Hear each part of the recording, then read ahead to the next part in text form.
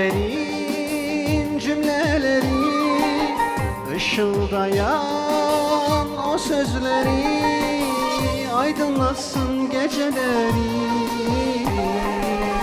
Kandil sensin ya Muhammed, aydınlatsın geceleri. Kandil sensin ya Muhammed, sana vurgun bir çareyim, durmaz gönlüm divaneyim. Nur yüzüne pervaneyim, Vusla sensin ya Muhammed. Nur yüzüne pervaneyim, Vusla sensin ya Muhammed.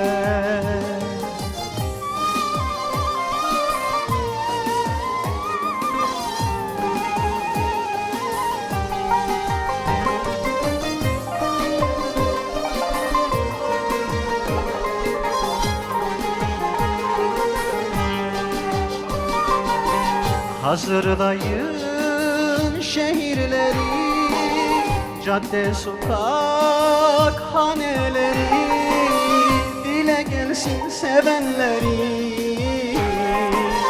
Salat selam ya Muhammed, dile gelsin sevenleri. Salat selam ya Muhammed. Yüce kudretin elçisi, özgürlüğün temsilcisi, insanlığın efendisi.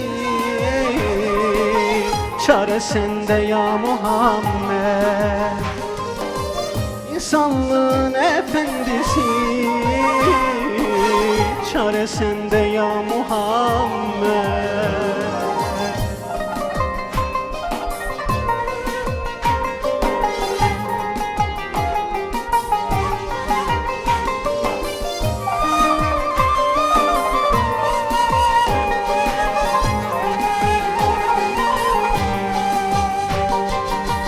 Müjde verin alemlere, güle meftun bülbüllere, Hakka aşık yarenlere. Hayat sensin ya Muhammed, Hakka aşık yarenlere. Hayat sensin ya Muhammed. Sana sevdalı gönüller, öl de ölür Hüseyinler. Yoluna fedadır erler, menzil sensin ya Muhammed. Yoluna fedadır erler, menzil sensin ya Muhammed.